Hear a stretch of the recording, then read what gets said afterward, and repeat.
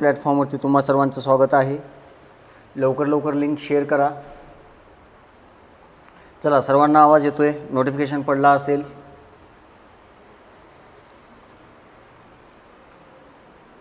सर्वांना नमस्कार, जय महाराष्ट्र, राम राम।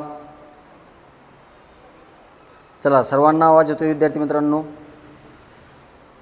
यस। चला, लवकर लवकर लिंक शेअर करा। नमस्कार, जय महाराष्ट्र, राम राम। चला, आवाज येत आहे सर्वांना?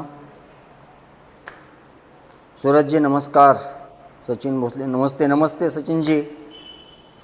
चला, लवकर लवकर लिंक शेअर करा। कालचा एक दिवस आपला थोडासा गॅप पडला होता, माहीत असेल तुम्हाला सर्वांना, कारण काल आदरणीय संचालक डॉक्टर महेश मोरे सर यांचा वाढदिवस होता, त्यामुळे थोडंसं कार्यक्रम वगैरे आयोजन करण्यात आलं होतं, त्यामुळे कालचा एक दिवस गॅप पडलेला आहे।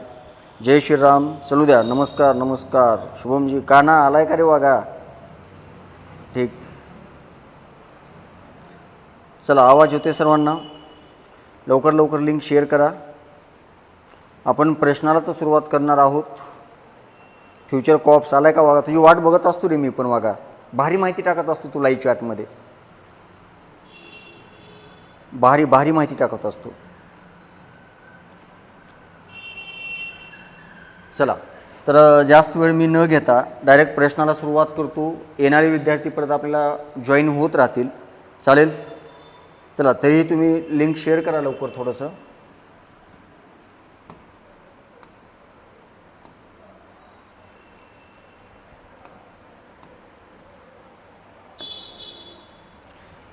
चला, तर आजच्या लेक्चरमधला पहिला प्रश्न आपण पाहणार आहोत। गणेशजी राम राम। चलो, तर आजचा पहिला प्रश्न आपण पाहणार आहोत।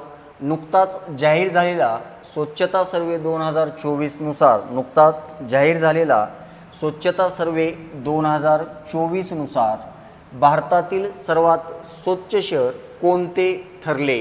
पर्याय क्रमांक 1 इंदोर, पर्याय क्रमांक 2 भोपाळ, पर्याय क्रमांक 3 अहमदाबाद, पर्याय क्रमांक 4 यापैकी नाही। शुभमजी टाकतात तुम्ही, त्याबद्दल काही विषय नाही। Namdevji Subbanwad sir, good evening good evening. अप्रतिमेश का झाले वागा? गुड मॉर्निंग का बरं? चला, लवकर लवकर उत्तर मेन्शन करा। बरेच विद्यार्थी टाकतात, पण फ्युचर कॉपचं एक वैशिष्ट्य कुठल्याही प्रश्नाला त्याचं चालूच असते। किशोर पाटील पण आले, वा छान। अहमदाबाद, काही लोक म्हणतात इंदोर, पर्याय क्रमांक 3। मी बरेच लोकांची आता नावं घेणं अवघड नाही। शुभमजी तुम्ही पण टाकतात, आम्ही नाही का माहिती टाकत सर? अरे बिलकुल टाकतो वागा। चलो, गणेश रेड्डी राम राम। चला, लवकर लवकर उत्तर मेन्शन करा। बघा, हां, शुभमजी म्हणतात इंदोर 7 वेळा, ठीक। चला, सांगा लवकर 3। बरं, जे विद्यार्थी म्हणत आहेत अहमदाबाद पहिल्या क्रमांकाला, त्याने दुसऱ्या क्रमांकाचं शहर सांगावं। यस, तर बघा 2024च्या सर्वेनुसार जर भारतातलं सर्वात स्वच्छ शहर कोणतं ठरलं असेल तर यावर्षी अहमदाबाद हे शहर भारतातली सर्वात क्लीन सिटी ठरलेली आहे, सर्वात स्वच्छ किंवा क्लीन सिटी ठरलेली आहे। जे विद्यार्थी ओके ओके, सगळे आपलेच माणसं आहेत वागा इथं, सगळे सगळे सगळे। शुभमजी तुम्ही सुद्धा आपलेच आहात की? ओके, तर सर्वात क्लीन सिटी कोणती ठरलेली आहे? अहमदाबाद ठरलेली आहे। आता हा प्रश्न गुगली टाकणारा आहे का? तर 100% गुगली टाकणारा आहे। काही विद्यार्थ्यांना वाटेल इंदोर आहे, कारण इंदोर मागल्या 6 वेळा हा पहिल्या क्रमांकाचं सर्वात स्वच्छ शहर ठरलंय। स्वच्छ सर्वे 2024 नुसार मात्र अहमदाबाद आहे। या 24च्या अगोदर 23, 22, 21, 20, 19, 18 या संबंध काळामध्ये जर सर्वात स्वच्छ शहर जर कोणतं होतं तर ते मात्र इंदोर होतं। पण आत्ता 2024साठी जर कोणतं शहर असेल तर ते अहमदाबाद शहर आहे। कोणतं शहर आहे वागावनो? अहमदाबाद। अहमदाबाद ही 2024 मधलं सर्वात क्लीन सिटी आहे। आता एक लक्षात ठेवा, याच्यासोबत एक माहिती तुम्हाला देऊन जातो। अहमदाबाद हे भारतातलं एकमेव शहर आहे ज्याला जागतिक वारसा शहराचा दर्जा आहे।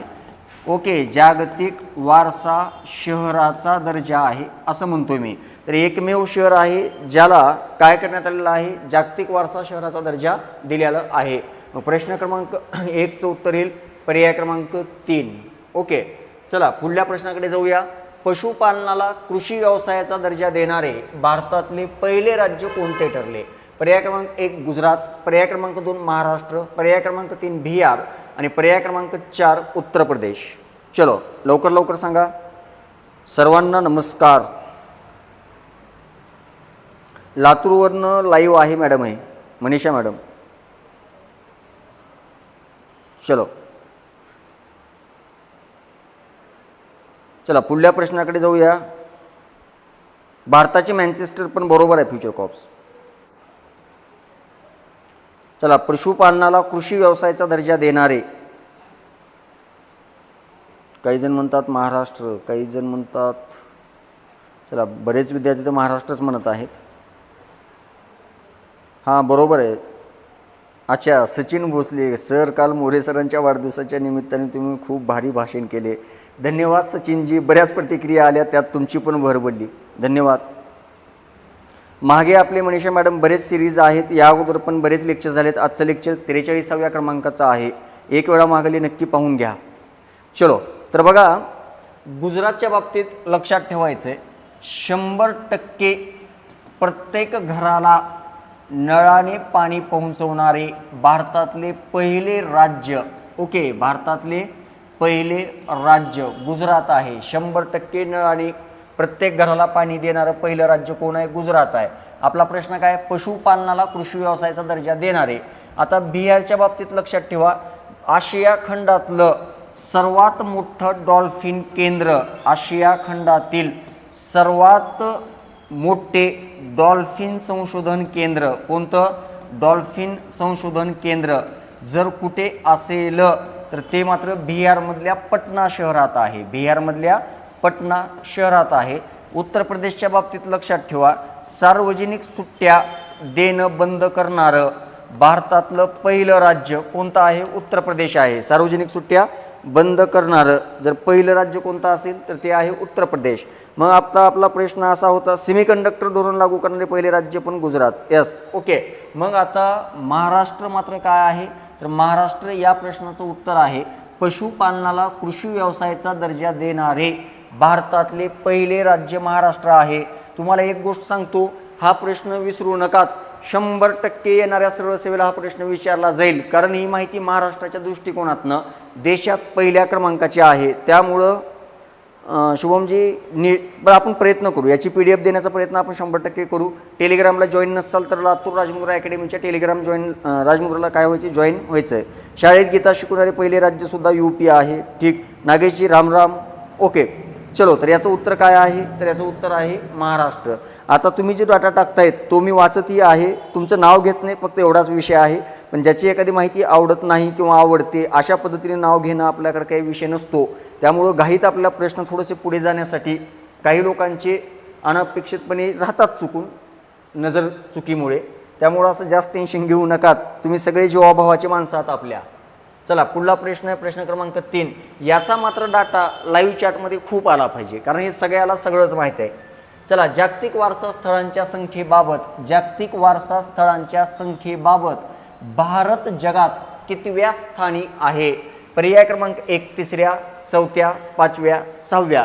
यावेळेस याच्यावर प्रश्न असणारच आहे तुम्हाला. कुठल्याही जिल्ह्यात भरतीला उतरा, कुठल्याही जिल्ह्यात म्हणालो मी, ह्याच्यावरती प्रश्न असणारच आहे.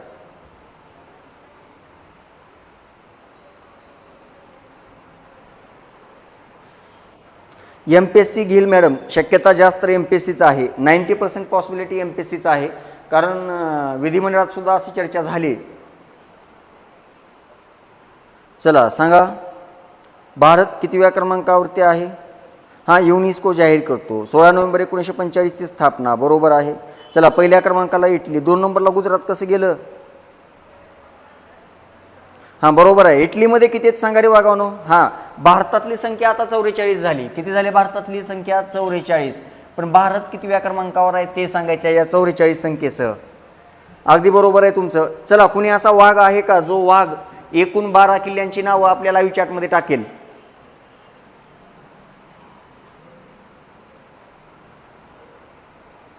आता हे का झाले कानामध्येच? काही समजलं नाही, वरली चॅट पण माहीत नाही, मध्ये असा का टाकला की. चलो लवकर लवकर टाका. 11 किल्ले महाराष्ट्रातले आहेत, एक जंजी तामिळनाडूमधला आहे. ओके, मग आता या 44 सह भारत कितव्या क्रमांकाला आहे? 6व्या क्रमांकाला आहे. मग आता एक लक्षात ठेवा, हे जे भारतात एकूण 44 आहेत, या 44 पैकी सर्वात जास्त कोणत्या राज्यामध्ये आहेत? कोणत्या राज्यामध्ये आहेत? सर्वात जास्त कोणत्या राज्यात आहेत ते सांगायचे तुम्हाला. चला पुढला प्रश्न हा क्रिएट होणारच आहे. जिंजी तामिळनाडू, 11 किल्ले महाराष्ट्रातले. बरोबर, चला लवकर सांगा. इटलीचे किती तरी वागवणू? इटली पहिल्या क्रमांकाला आहे का? आहे. पण इटलीची किती आहेत सांगा? एकूण संख्या किती आहे इटलीची?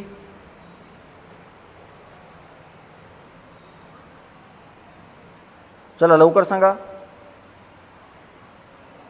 किशोर पाटील, राजगड, रायगड, प्रतापगड, पन्हाळा, शिवनेरी, लोहगड, साल्हेर, सिंधुदुर्ग, सुवर्णदुर्ग, विजयदुर्ग, खांदेरी किल्ला, तामिळनाडूतील जिंजी.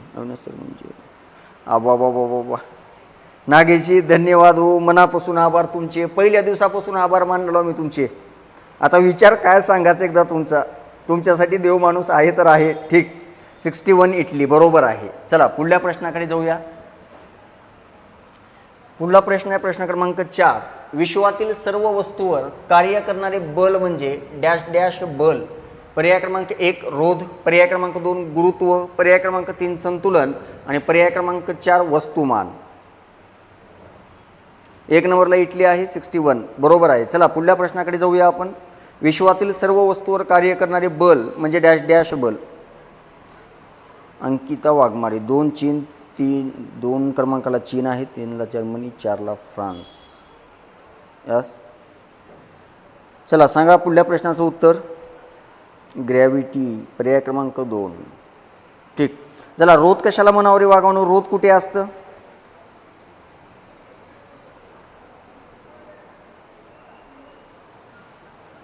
हां शुभमजी करतो की करतो. वागा या उद्या सगळे ग्रुप मिळून इकडे ऑफिसवर या.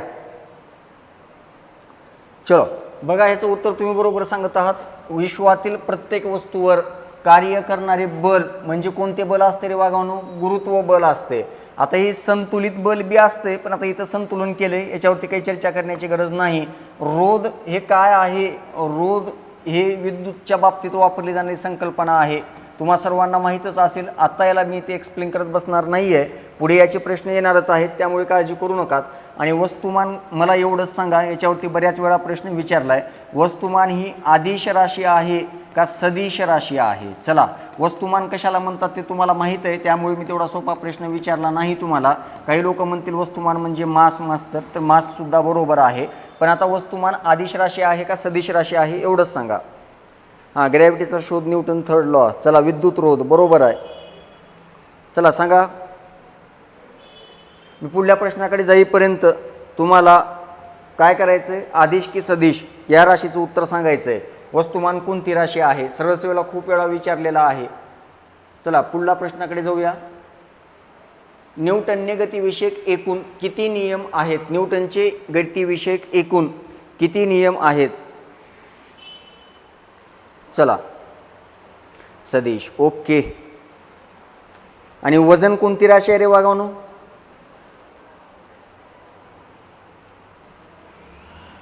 चला लवकर लवकर चला. ओके, चला छान उत्तर देत आहात. हां, न्यूटनचे गतिविषयक किती नियम आहेत? 3 नियम आहेत. चला ज्यांना माहीत आहे त्यांनी डायरेक्ट नाव सांगा.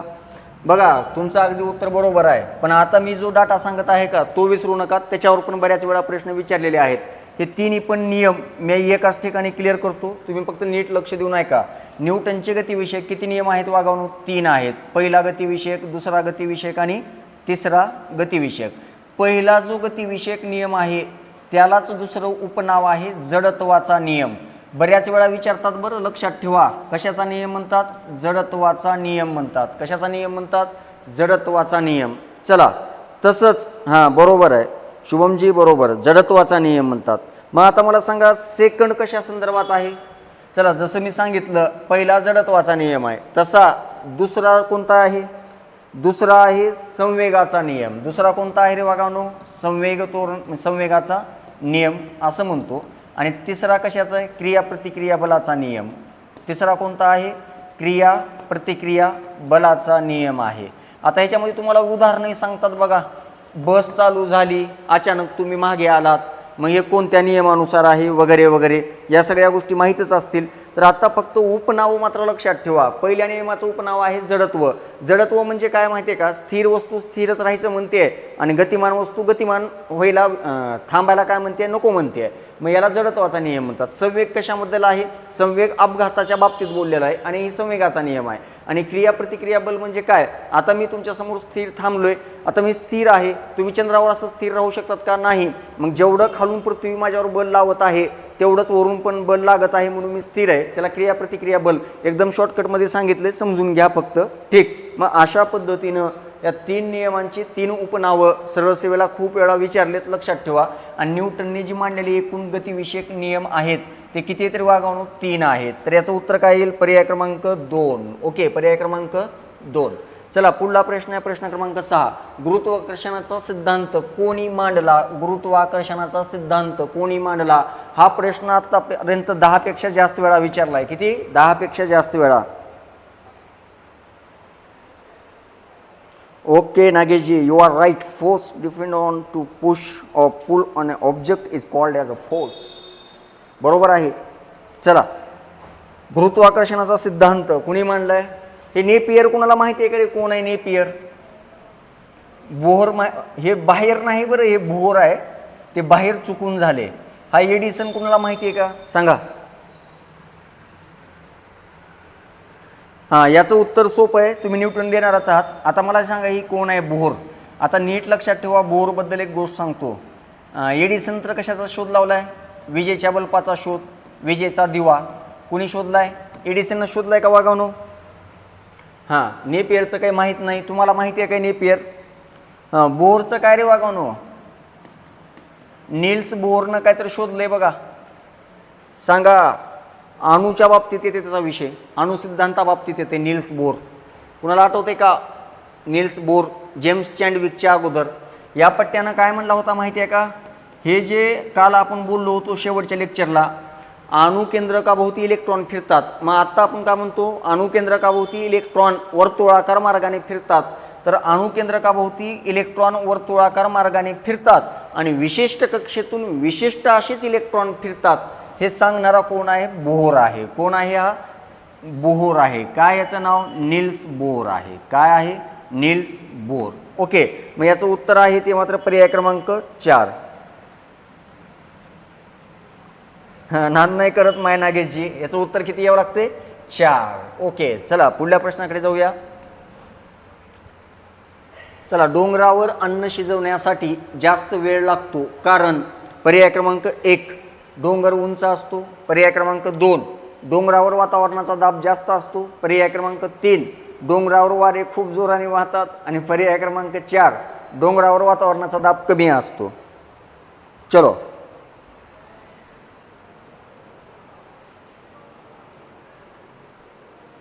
चला लवकर लवकर सांगा. मस्त उत्तर देत आहात तुम्ही. यावेळेस तुमचा नाद महाराष्ट्रातल्या कुठल्याच व्यक्तीनं करू नये, विद्यार्थ्याने, असं मला वैयक्तिक वाटते. तुमचं जी के एकदम स्ट्रॉंग झाले बरं, तगडं झाले. तुमच्या उत्तर देण्याहून कळायला लागले वागावनं.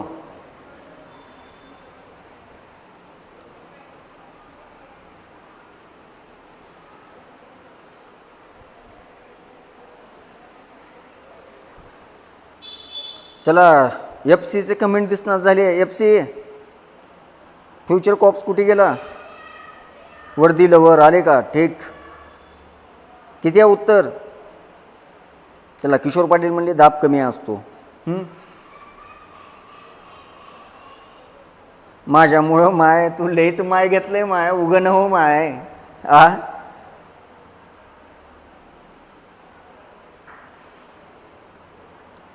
चला, याचं उत्तर आहे पर्याय क्रमांक 4. काय असतं? डोंगरावर वातावरणाचा दाब कमी असतो. आता ही टॉपिक जेव्हा मी प्रश्नात पुढे घेईन तिथं दाबच्या बाबतीतच्या कन्सेप्ट क्लिअर करेन. चला पुढल्या प्रश्नाकडे जाऊया. भारतीय राज्यघटनेचे कलम 51A कशा संबंधित आहे? पर्याय क्रमांक 1 मूलभूत कर्तव्य, पर्याय क्रमांक 2 मूलभूत हक्क, पर्याय क्रमांक 3 मार्गदर्शक तत्वे आणि पर्याय क्रमांक 4 आर्थिक अधिकार. चलो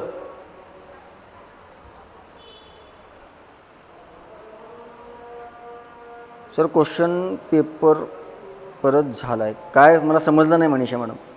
चला रे वागावनो द्या लवकर लवकर उत्तर. चला मूलभूत कर्तव्य भाग कितीमध्ये आहेत रे? 4A मध्ये आहेत. मूलभूत हक्क भारतीय राज्यघटनेच्या भाग 3 मध्ये, मार्गदर्शक तत्व भाग 4 मध्ये. आर्थिक अधिकार नावाचा असला काही प्रकार नाही, पण आर्थिक विभागणी आहे केंद्र आणि राज्यामध्ये. आणि ती भाग कितीमध्ये रे वागावनो? भाग 12 मध्ये आहे. कुठून कुठपर्यंतच्या आर्टिकलमध्ये आहे तर लक्षात ठेवा 269 पासून 269 पासून 293 पर्यंत आहे. ठीक. तसं मार्गदर्शक तत्व भाग 4 मध्ये आहेत. आर्टिकल 36 पासून 51 पर्यंत आहे. भाग 3 मध्ये मूलभूत हक्क आहेत. कुठून कुठपर्यंत आहेत? 12 पासून 35 पर्यंत आहेत. तसं 4A मध्ये एकच आर्टिकल आहे 51A. कोणता रे वागावनो? 51A. प्रश्नात काय विचारले आपल्याला? 51A. आपल्याला काय विचारले? 51A. तर 51A कशा संदर्भात आहे? मूलभूत कर्तव्याच्या बाबतीत आहे. आता मूलभूत कर्तव्य मूळ घटनेत होते का रे वागावनो? नव्हते. मग हे कधी टाकलं गेलं घटनेत? तर हे टाकलं गेलं 1976ला. भारताच्या राज्यघटनेत कायदा करण्यात आला, दुरुस्ती करण्यात आली आणि ती दुरुस्ती 42वा घटना दुरुस्ती कायदा म्हणून ओळखलं जातं.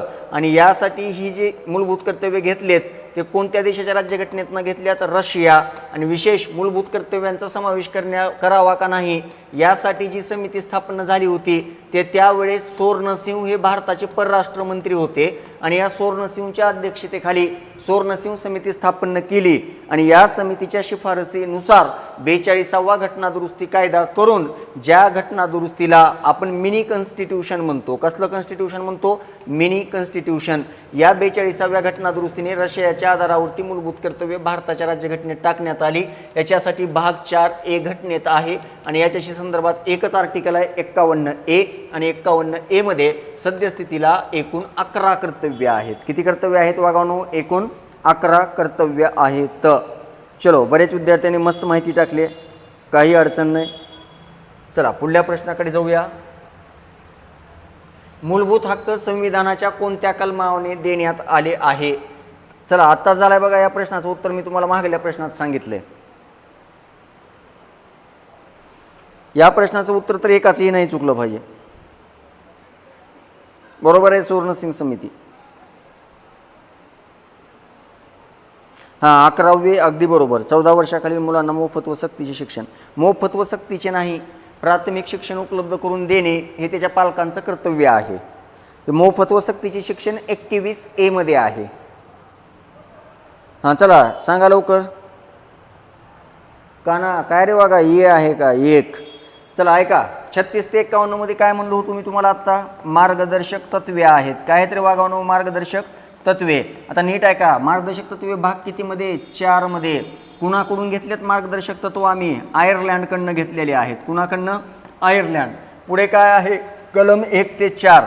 कलम 1 ते 4 मध्ये आहे संघराज्य व त्याची राज्यक्षेत्र. संघराज्य व त्याची राज्यक्षेत्र म्हणजे याचा अर्थ काय होतो मास्तर आपल्या ढोबळ भाषेत? तर बघा हा जो भाग आहे आर्टिकल 1 पासून 4 पर्यंत हा भारतीय राज्यघटनेच्या भाग 1 मध्ये येतो. आणि आत्ता जे भारतात 28 घटक राज्य आणि 8 केंद्रशासित प्रदेश आहेत का वागावनो? या 28 घटक राज्य आणि 8 केंद्रशासित प्रदेशांची नावं या पहिल्या भागात दिल्यात. 1 पासून 4 पर्यंतचा जो आहे भाग 1 त्याच्यामध्ये ही नावं आहेत. यानंतर कलम 5 पासून 11 पर्यंतच्या ज्या गोष्टी आहेत का त्या भारताचा नागरिक कोण असेल याबद्दलची चर्चा करतात, म्हणजे नागरिक तत्वाबद्दल बोलतात. आणि हा भाग इंडियन कॉन्स्टिट्यूशनच्या भाग 2 मध्ये आहे. कशामध्ये आहे? भाग विचारतात बरं, लक्षात ठेवा. कितीमध्ये आहे? 2 मध्ये आहे. मग आता याच्यामध्ये लक्षात ठेवण्यासारखी गोष्ट काय? तर एक लक्षात ठेवा, भारताची जी सिटिझनशिप आहे ती दुहेरी नाही तर कशी आहे रे वागावनो? एकेरी आहे. आमच्या कागदावर महाराष्ट्रीयन पुन्हा भारतीय असं लिहिले का? नाही. आमच्या टीशीवर सुद्धा फक्त काय लिहिले रे वागावनो? फक्त भारतीय लिहिले म्हणजे भारताची नागरिकत्व कसं आहे एकेरी. ही एकेरी नागरिकत्व आम्ही कुणाकडून स्वीकारले रे वागावनो? ब्रिटनकडनं स्वीकारले. कुणाकडनं स्वीकारले? ब्रिटनकडनं. चला लक्षात ठेवा. आपला पुढला प्रश्न काय होता? मूलभूत हक्क. मग कुठून कुठपर्यंत आहे वागावनो? 12 पासून 35 पर्यंत फंडामेंटल राईट्स दिल्यात. आता नीट लक्षात ठेवा, या भाग 3लाच भारतीय राज्यघटनेचा मॅग्ना कार्टा म्हणतात. बऱ्याच वेळा परीक्षेला विचारलेलं आहे बरं, भारतीय राज्यघटनेचा मॅग्ना कार्टा. मॅग्ना कार्टा म्हणजे काय मास्तर? मॅग्ना कार्टा हे जगातलं पहिलं कागद होतं ज्या कागदावर पहिल्यांदा जनतेला अधिकार दिले गेले होते. मग भारतीय राज्यघटनेच्या भाग 3मध्ये सुद्धा मूलभूत हक्क किंवा अधिकार आहेत, म्हणून भाग 3ला काय म्हणतात? मॅग्ना कार्टा म्हणतात. मग हे जे फंडामेंटल राईट्स आहेत, हे फंडामेंटल राईट्स आम्ही कुणाकडून घेतलेले आहेत? अमेरिकेकडनं घेतलेले आहेत. कुणाकडनं घेतलेले आहेत? अमेरिका म्हणजेच USA कडनं घेतलेला आहे आम्ही काय? Fundamental rights. मग आता एक लक्षात ठेवा, सगळ्यात सोपं काम सांगतो. जर तुम्हाला कधी कोमात घालण्यासाठी प्रश्न जर असा केला, कसला प्रश्न केला की भारतीय राज्यघटनेचा तात्विक भाग कोणत्या देशाकडून स्वीकारलेला आहे? कोणता भाग? तात्विक भाग. तात्विक भाग म्हणलं की दोन गोष्टी येतात, मूलभूत हक्क आणि ह्याच्यामध्ये आणखीन सोबत काय येते? मार्गदर्शक तत्व. मूलभूत हक्क आणि मार्गदर्शक तत्व यांना कोणता भाग म्हणावं? तात्विक भाग. मूलभूत हक्क भाग 3, मार्गदर्शक तत्वे भाग 4, या दोघांना मिळून म्हणतात तात्विक भाग. मग आता मला सांगा कोणापासून बनलाय? अमेरिका आणि आयर्लंड. लक्षात आलं का? असा प्रश्न कधी कधी कोमात घालण्यासाठी करतात बरं, माहीत असणं गरजेचं आहे. ओके, चला बरेच विद्यार्थी छान माहिती देत आहेत. ठीक, वा, आनंद आहे, काही अडचण नाही. मग लक्षात ठेवायचे तुम्हाला. ठीक, तात्विक भाग कुणाकुणाकडून बनवला आहे? आयर्लंड आणि अमेरिका. मग याचं उत्तर काय रे वागावनो? पर्याय क्रमांक 1. चला पुढल्या प्रश्नाकडे जाऊया. प्रश्न क्रमांक 10. भारताच्या राज्यघटनेतील खालीलपैकी कोणत्या कलमान्वये अस्पृश्यता नष्ट करण्यात आली आहे? हा प्रश्न आतापर्यंत 10 पेक्षाही जास्त वेळा विचारलेला आहे. चला, तुमच्यापैकी एकाचंही चुकत नाही, मला 100% माहिती आहे. चलो लवकर लवकर सांगा. तुमचा नादच कुणी करू नये, आता मी सुद्धा करू नये.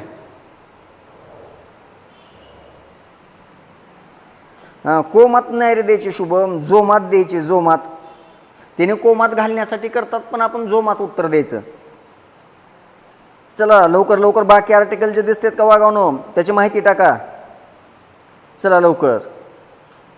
सगळे विद्यार्थी जवळपास बरोबर उत्तर दिलेले आहेत रे वागावनो. ठीक, चला कलम 15 मध्ये काय सांगितले वागावनो? 15, 16, 17, 18 सांगा लवकर. भारतात भेदभाव करण्यास प्रतिबंध कशामध्ये आहे? तर ते मात्र कलम 15 मध्ये आहे. कशासाठी भेदभाव करण्यास प्रतिबंध? कलम 15 मध्ये आहे. 16 मध्ये काय सांगितले? सर्वांनाच सार्वजनिक नोकरीत समान संधी. सार्वजनिक नोकरीत कशी असेल वागावनो तुम्हाला? सर्वांना समान संधी असेल. कशात सांगितले? 16 मध्ये सांगितलंय. 17 मध्ये काय सांगितलंय? अनटचेबिलिटी किंवा अस्पृश्यता पाळण्यास बंदी असेल. काय असेल? अस्पृश्यता पाळण्यास काय असणारी भारतात बंदी असणार आहे. कशामध्ये सांगितलंय? 17 मध्ये. आणि 18 मध्ये काय सांगितले? पदव्या किंवा किताब देण्यास बंदी असेल. पदव्या किंवा किताब देण्यास बंदी असेल. हे कशामध्ये सांगितलंय? 18 मध्ये सांगितले. मग आपल्या प्रश्नात काय विचारले रे वागानो? आपल्याला विचारले अस्पृश्यता, म्हणजे याचं उत्तर काय आलं पाहिजे? पर्याय क्रमांक 3. ओके, याचं उत्तर काय आलं पाहिजे? पर्याय क्रमांक 3. ठीक, म्हणजे कलम 17 नुसार भारतामध्ये अनटचेबिलिटी पाळता येत नाही. ठीक, कलम 17 नुसार अनटचेबिलिटी पाळता येत नाही. 15 मध्ये भेदभाव करण्यास प्रतिबंध, 16 मध्ये सार्वजनिक नोकरीत समान संधी, 17 मध्ये अस्पृश्यता पाळण्यास बंदी आणि 18 मध्ये काय रे वागानो? किताब देण्यास बंदी. मग चला प्रश्नाचं उत्तर आहे पर्याय क्रमांक 3. प्रश्न क्रमांक 10चं उत्तर आहे पर्याय क्रमांक 3. पुढल्या प्रश्नाकडे जायचं. चला प्रश्न क्रमांक 11. भारतीय राज्यघटनेत नागरिकांना कोणत्या कलमान्वये समानतेचा मूलभूत हक्क प्रदान करण्यात आला आहे? पर्याय क्रमांक 1 14 ते 18, 25 ते 32, 14 ते 32, 19 ते 22. खाकी तर तुमच्यापैकी प्रत्येकाला भेटणार आहे, विषयच नाही.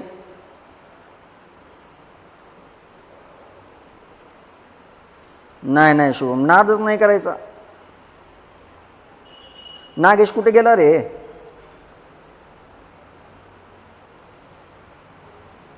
चला सांगा. बघा मूलभूत हक्क किती प्रकारचे तरी वागावनो?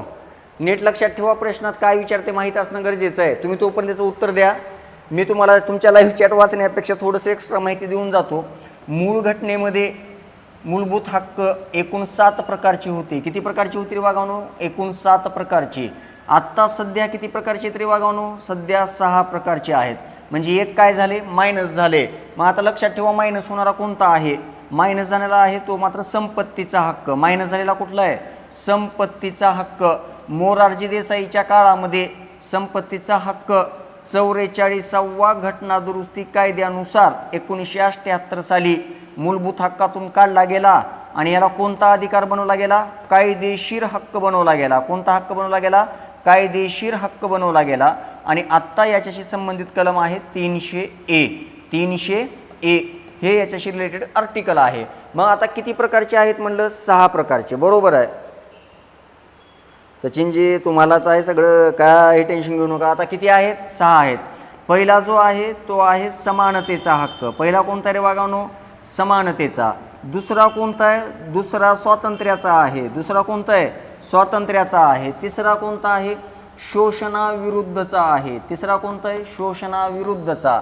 मग चौथ्या क्रमांकाचा कोणता आहे? धर्म स्वातंत्र्याचा अधिकार आहे. चौथा कोणता? धर्म स्वातंत्र्याचा अधिकार. पाचवा कोणता आहे? सांस्कृतिक व शैक्षणिक हक्क आहे. सांस्कृतिक व शैक्षणिक हक्क. आणि 6वा आहे घटनात्मक उपाययोजनेचा हक्क. कोणता हक्क रे वागावनो? घटनात्मक उपाययोजनेचा हक्क.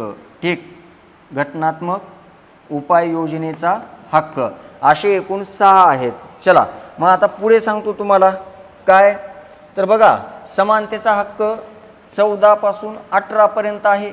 स्वातंत्र्याचा हक्क 19 पासून 22 पर्यंत आहे. शोषणाविरुद्धचा 23 आणि 24 मध्ये आहे. धर्म स्वातंत्र्याचा 25 पासून 28 पर्यंत आहे. सांस्कृतिक व शैक्षणिक 29 आणि 30 मध्ये आहे. 31ला काहीच नाही. 31ला संपत्तीचा हक्क होता पण ते वगळलाय, आता प्रश्नच नाही. आणि घटनात्मक उपाययोजनेचा हक्क आहे 32 मध्ये. चला एवढं माहीत असणं गरजेचं आहे तुम्हाला. ओके, मग आता नीट लक्षात घ्या. प्रश्न विचारलाय समानतेचा मूलभूत अधिकार कुठून कुठपर्यंत रे वागावनो? 14 ते 18. म्हणजे याचं उत्तर काय होते? पर्याय क्रमांक 1, 14 ते 18. ठीक, चला लिहून घेत आहात तुम्ही सगळे? लिहून घेत आहात? चलो, बरोबर आहे पाटील साहेब. शुभमजी सर म्हणत होती की मी सुद्धा तुमचा नाद नाही करत म्हणून त्यांना रिप्लाय. ठीक ठीक ठीक ठीक, काही अडचण नाही. चला, छान माहिती दिल्यात. मी पाहत आहे तुमची माहिती. आता तुम्ही असे मेन्शन करत राहा ज्या विद्यार्थ्यांना माहीत नाही. चलो चला, येऊ द्या रिप्लाय लवकर लवकर. तर याचं उत्तर येईल पर्याय क्रमांक 1. उत्तर काय येईल? पर्याय क्रमांक 1. चला पुढल्या प्रश्नाकडे जाऊया. डॉक्टर बाबासाहेब आंबेडकर यांनी राज्यघटनेतील खालीलपैकी कोणत्या मूलभूत अधिकाराला संविधानाचा आत्मा आहे असं म्हटलं आहे? पर्याय क्रमांक 1 31, 14 ते 18, 21, 32. तुमचा विषय यावेळेस आता खोलच आहे, चुकणारच नाही. एका मॅडम, आता हे नवीन काय आले मला बी माहीत नाही. गोल क्रिएटेड, राजमुद्रा अकॅडमी जस्ट स्टार्टेड गोल, सी गोल. बघा तुम्ही प्रयोग करून बघा, काय तर नवीन नवीन प्रयोग असले पाहिजेत. चालेल मॅडम, चालेल चालेल, नंतर करा, चालेल.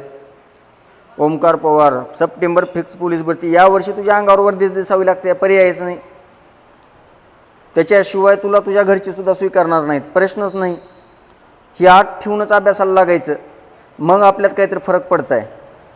चला, बरेच विद्यार्थ्यांनी याचं उत्तर दिले. मी याच्याबद्दल आता जास्ती काही बोलणार नाही, ऑलरेडी आपली चर्चा झालेली आहे. तर याचं उत्तर आहे पर्याय क्रमांक 4. आर्टिकल किती रे वागावनो? 32.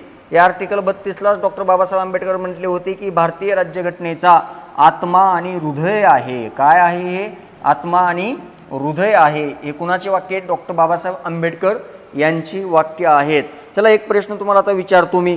डॉक्टर बाबासाहेब आंबेडकर कोणत्या समितीचे अध्यक्ष होते? चला सांगा लवकर. हा एक प्रश्न ते कॉइन करून जाऊ आपण पुढे. डॉक्टर बाबासाहेब आंबेडकर ज्या घटना समितीच्या वेगवेगळ्या समित्या होत्या का, त्यापैकी कोणत्या समितीचे अध्यक्ष होते? 100 रुपये ॲड करावं लागते का? काय तर सांगलात बघा तुम्ही. थांबा 1 मिनिट, मी करून बघतो. कात्रण बसलेले का तुम्ही? लय चंद्रियात रे तुम्ही, असे 100 देणारे आहात का सहज? थांबा बघतो जरा काय.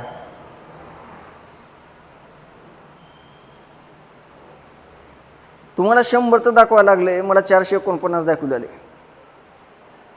अरे सुपर चॅटचं आहे रे, ही फॅसिलिटी वेगळी आहे, ही AI असल्यासारखं आहे. दिसलं मला, पाहिलो, टेन्शन घेऊ नका. तुम्हाला किती दाखवलेलं 100 दाखवलेलं आहे का? हां, मसुदा समिती आहे, बरोबर आहे. चला, मसुदा समितीची स्थापना सांगा. आपल्याला प्रश्न जास्त कलेक्ट करायचे, नंबर ऑफ क्वेश्चन्स जास्त झाले पाहिजेत. हां, अगदी बरोबर. 29 ऑगस्ट 1997 नाही, 29 ऑगस्ट 1947. मला माहिती आहे तुमचं चुकून झाले ते टायपिंग करत असताना, त्यामुळे तेवढं काही जास्त लक्ष द्यायची गरज नाही. या सरीकडं हॉटेल तिरंगाला जेवायला नेतो. हां, नेतोस वागा तू. हॉटेल तिरंगा काय चंद्रावर घेऊन जाशील मला? तुझा नाद करू नये आपण, ठीक. तर स्थापना कधी आहे लिहून ठेवा. एवढ्या 2 विचारलेले आहेत बरं. मसुदा समितीचे अध्यक्ष डॉक्टर बाबासाहेब आंबेडकर, तारीख 29 ऑगस्ट 1947. एकूण किती सदस्य आहेत? एकूण 7 सदस्य होते अध्यक्षासहित. या समितीचे एकूण सदस्य किती? 7 अध्यक्षासहित. चला पुढल्या प्रश्नाकडे जाऊया. भारतीय राज्यघटनेतील कलम 19 स्वातंत्र्याचा हक्क, यामध्ये खालीलपैकी कोणत्या स्वातंत्र्याचा समावेश नाही? पर्याय क्रमांक 1 संघटनेचे स्वातंत्र्य, पर्याय क्रमांक 2 मुक्त संचाराचे स्वातंत्र्य, पर्याय क्रमांक 3 शिक्षणाचे स्वातंत्र्य आणि पर्याय क्रमांक 4 एकत्र जमण्याचे स्वातंत्र्य. चला,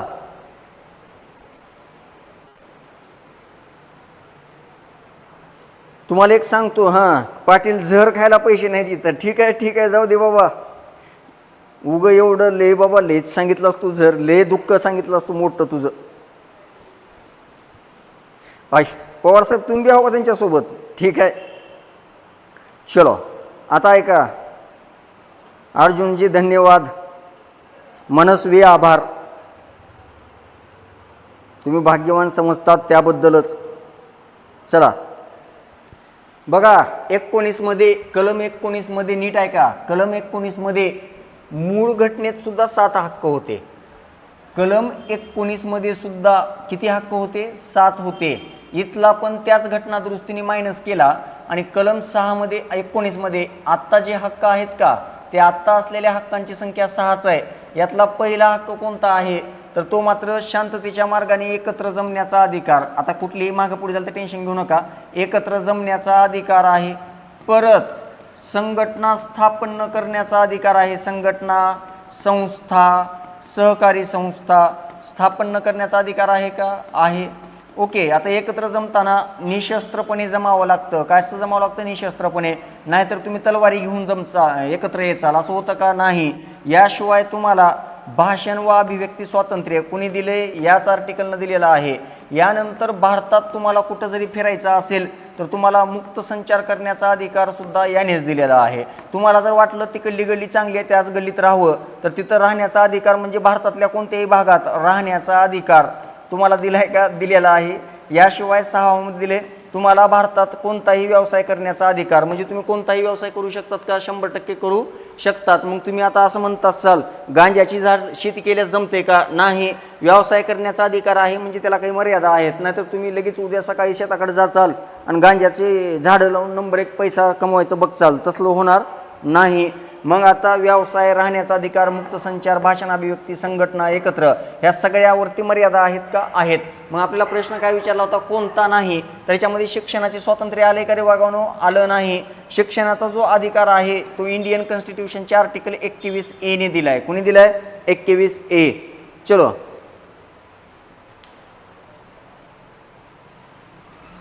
बाबा वाका ना, कुठे शिकलाय रे असलं बोलायला?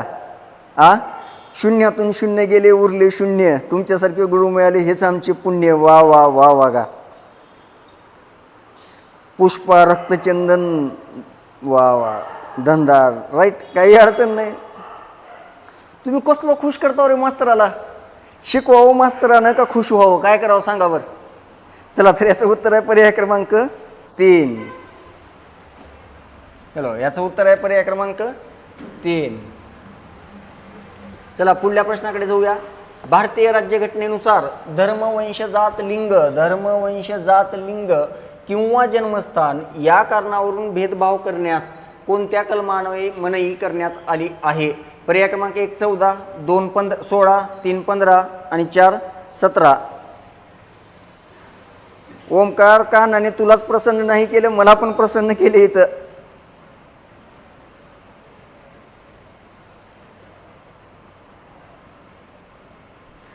अरे कशाचे पोरं कोमात जात्या, त्यानेच जोमात येऊन मला कोमात घालायला लागल्यात. चला लवकर लवकर उत्तर द्या जोमात येऊन. हां सचिनजी काय 100% केस कसर यांचा डायलॉग म्हणले. कोणता डायलॉग रे वागा? ते कानाचा मंडल आहे का? पोरांना भारी नाही, लय भारी सुचते. हां हॉटेल 7 यावं लागते लागते लागते वागा. तुम्हाला गुरुवार बघूनच कसं सुचतंय रे असलं. ठीक बघा काय नाही. 14 मध्ये काय रे? कायद्यासमोर समानता. कशामध्ये? 14 मध्ये आहे कायद्यासमोर समानता आणि कायद्याचे समान संरक्षण. कायद्याचे समान संरक्षण. हसा खेळा, पण एक लक्षात ठेवा, हसत खेळत अभ्यास करा. लक्षात आलं? 16 मध्ये काय सांगितले? सार्वजनिक नोकरीमध्ये आत्ताच सांगितलं की तुम्हाला समान संधी असेल सार्वजनिक नोकरीमध्ये. 15 मध्ये भेदभाव करण्यास सांगितले आणि हे भेदभाव कोणत्या कारणावरून करायचा नाही. तर 15 मध्ये सांगितले धर्म, वंश, जात, लिंग आणि जन्मस्थान या 5 कारणावरून भेदभाव करायचा नाही. मग आता तुमच्या डोक्यात प्रश्न असायला पाहिजे, उंची याच्यावरून केलं तर चालते का? चालतंय, फक्त या 5 कारणावरून करता येत नाही. धर्म, वंश, जात, लिंग आणि जन्मस्थान हे 5 कारणं वगळता बाकी कोणत्याही कारणावरनं काय करता येऊ शकतो? भेदभाव करता येऊ शकतो. मग प्रश्नानुसार उत्तर पर्याय क्रमांक 3 कलम 15 आणि 17 बद्दल तर आत्ताच चर्चा केली की वागानो आपण अनटचेबिलिटी. ओके काय अनटचेबिलिटी कशामध्ये? 17 मध्ये आहे. चला फ्युचर कॉप्स काय पोरांचा गुरुवार वगैरे काही नसतं. करू पण नका तुम्ही. ग्राउंड करतात. नंबर 1 काम करत जाऊ तुम्ही. वार बघून या इकडं, मग आपण जेवायला जाऊ वागा नक्की. तुला फोन लावून येतो. श्रावणी येतोय. वा वा वा छान छान, काही अडचण नाही. चला तर याचं उत्तर आहे पर्याय क्रमांक 3 कलम 15. चला पुढला प्रश्न आहे, एका अपराधाबद्दल एकच शिक्षा हे तत्व भारतीय राज्यघटनेच्या कोणत्या कलमानुसार मान्य करण्यात आले आहे? चला पर्याय क्रमांक 1 20चा दुसरा क्लॉज, पर्याय क्रमांक 2 21चा तिसरा क्लॉज, पर्याय क्रमांक 21चा चौथा क्लॉज आणि 22चा पहिला क्लॉज.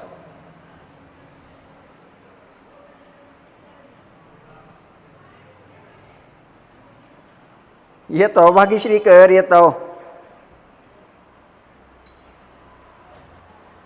द्या जरा याचं उत्तर द्या आता. हां लागते रे वागावणं लागते. तुम्ही काय आता हॉटेल तेलंगण भाग्यश्रीमध्ये घुसला हो या राज्यघटनेत. चलो ही 21/4/21/3 असला काही प्रकार आहे का नाही रे? चला 20चे किती भाग आहेत माहिती आहे का? आर्टिकल 20चे एकूण 3 भाग आहेत रे वागावनो. किती भाग आहेत? एकूण 3 भाग आहेत. चला पहिला भाग कशाबद्दल आहे? पहिल्या भागामध्ये काय सांगितले सांगा. दुसरा भाग कशाबद्दल आहे ते सांगा आणि तिसरा भाग कशाबद्दल आहे ते सांगा. आता पहिल्या भागामध्ये काय सांगितले? कुठलाही भारतातला कायदा पूर्वलक्षी प्रभावाने लागू असणार नाही. पूर्वलक्षी प्रभावाने म्हणजे आज जर तुम्ही कुत्र्याला गाडीवरून लाथ घातला असाल तर आजच कायदा पाहिजे की कुत्र्याला लाथ घातल्यास 100 रुपये दंड घेतला जाईल. उद्या जर कायदा केला 100 रुपये दंड आकारला जाईल कुत्र्याला लाथ घातल्यास. तर आजच्या तारखेत जर तुम्ही लाथ घातली असेल तर आजच्या तारखेत तुम्हाला माफ असेल, पण उद्याच्या तारखेत जर घातलं तर काय असेल? दंड आकारला जाईल. म्हणजे पूर्वलक्षी प्रभावाने लागू असणार नाही. हे 20चा पहिला भाग आहे. दुसऱ्या भागात सांगितले नो डबल जेपॉर्डी. काय सांगितले? No double jeopardy. याचा अर्थ काय होतो माहिती आहे का रे वागावनो? याचा अर्थ होतो तुम्ही जर एकदा कुत्र्याला लाथ घातला असाल तर तुम्हाला एकदा शिक्षा होणार. एक वेळा लाथ घातलो होतो तुम्हाला 2 वेळा शिक्षा होणार असं बिलकुल नाही भारतात. एकदा लाथ घातली की एकच वेळा शिक्षा. म्हणजे दुहेरी शिक्षा आहे का रे वागावनो? भारतात नाही. मी तर काय म्हणले एका अपराधाबद्दल एकच शिक्षा. म्हणजे याचा अर्थ काय होतो? एका अपराधाबद्दल 2 वेळा शिक्षा नाही तर एका अपराधाबद्दल एकच वेळा शिक्षा. कशामध्ये आहे? भाग 2 मध्ये. 20च्या भाग 2 मध्ये. मग उत्तर निघालं का आपलं? निघालं. मग तिसरा सांगून जातो आता तुम्हाला, बोनस देऊन जातो. 20च्या तिसऱ्या भागात सांगितले नो सेल्फ इन्क्रिमिनेशन. नो सेल्फ इन्क्रिमिनेशन मराठीत सांगतो कोमात जाऊ नका. याचा अर्थ काय होतो? नो सेल्फ इन्क्रिमिनेशन म्हणजे स्वतःविरुद्ध साक्ष द्यायला कुणालाही भाग पाडलं जात नाही. ठीक, स्वतःविरुद्ध साक्ष द्यायला कुणाविरुद्धही भाग पाडलं जात नाही. मग उत्तरामध्ये काय येते रे वागावनो? पर्याय क्रमांक 1 20चा दुसरा क्लॉज. कितवा क्लॉज? दुसरा. खाल्लं काही बघण्याची गरज नाही. फक्त एवढंच लक्षात ठेवा, हे जे आर्टिकल 22 आहे का, हे आर्टिकल 22 अटक व स्थानबद्धतेच्या बाबतीत आहे. अटक व स्थानबद्धता एवढ्या बाबतीत आहे, लक्षात ठेवा. आणि आर्टिकल 21 जे आहे ते आर्टिकल 21 हे तुमच्या वैयक्तिक स्वातंत्र्याचा भाग आहे. वैयक्तिक स्वातंत्र्य आणि तुम्हाला जीवन जगण्याचा अधिकार कुणी दिला आहे? आर्टिकल 21. व्यक्तिगत स्वातंत्र्य म्हणतात बघा वैयक्तिक स्वातंत्र्याला. तर जीवन जगण्याचा अधिकार आणि वैयक्तिक स्वातंत्र्य कुणी दिलेलं आहे? आर्टिकल 21. वैयक्तिक स्वातंत्र्यामध्ये झोप येते का? तर 100% येते. अभ्यास येतो का? येत नाही. मग आता तुम्ही करणार काय? झोप का अभ्यास? चलो, तर याचं उत्तर काय येतं वागावनो? बरोबर देत आहात उत्तर, काही टेन्शन नाही आहे. ठीक, चला पुढल्या प्रश्नाकडे जाऊया. भारतीय राज्यघटनेच्या कलम 24 नुसार किती वर्ष वयाखालील बालकास कारखाने अथवा खाणीत काम करण्यास प्रतिबंध केलेले आहे? हा प्रश्न खूप वेळा विचारला आहे. प्रश्न क्रमांक 1, पर्याय क्रमांक 1 18, 2 16, 3 14 आणि 4 12. फ्युचर कॉप्स असं कसं चालेल रे बागा? सोपं सोपं कसं चुकलेलं आहे? झोप 1000%. हां, चला चला लवकर सांगा. हां, अभ्यास करून झोपतो. चालेल चालेल, अभ्यास करूनच झोपायचं.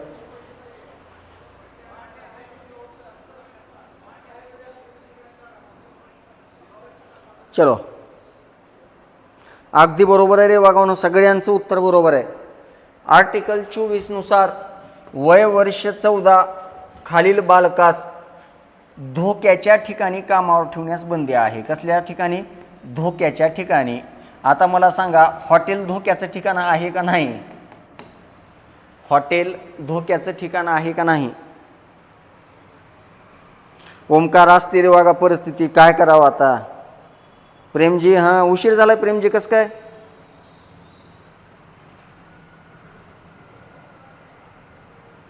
चलो, याचं उत्तर काय वागावणं? 14.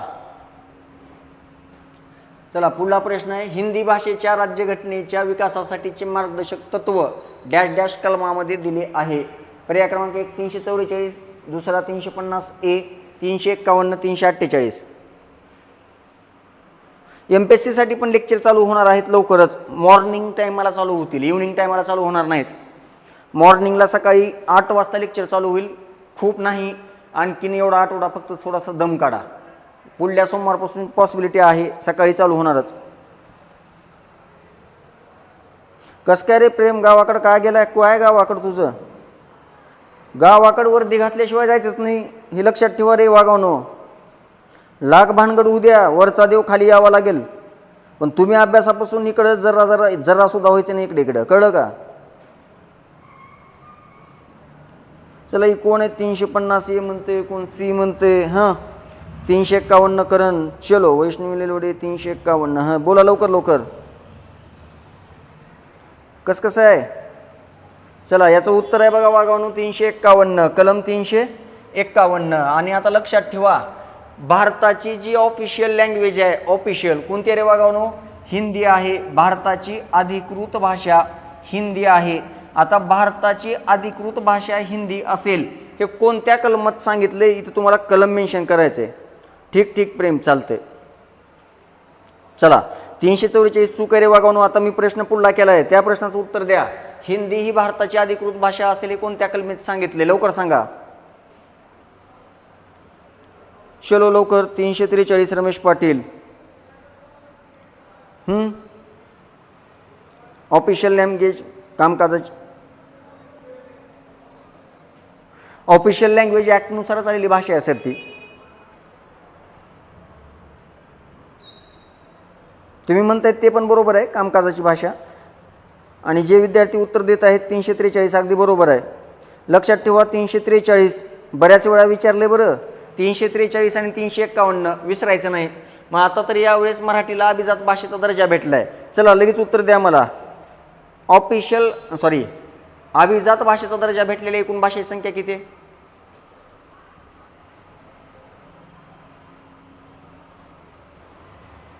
चलो लवकर सांगा.